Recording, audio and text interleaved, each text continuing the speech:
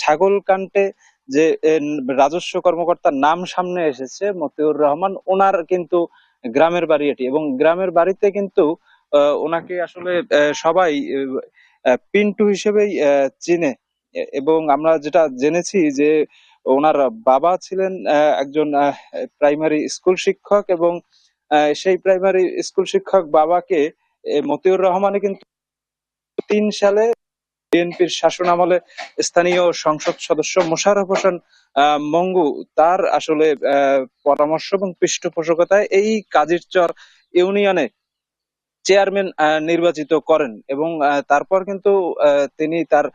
পৈতৃক যে বাড়ি সে বাড়ির পার্শ্ববর্তী জায়গায় অন্যান্য আত্মীয় স্বজনের সাথে পরামর্শ করেই আসলে দোতলা একটি বাংলো করেন, যেটি আসলে আমরা আমাদের দর্শকদের কিন্তু এখন দেখাতে পারছি। এবং 2018 সালে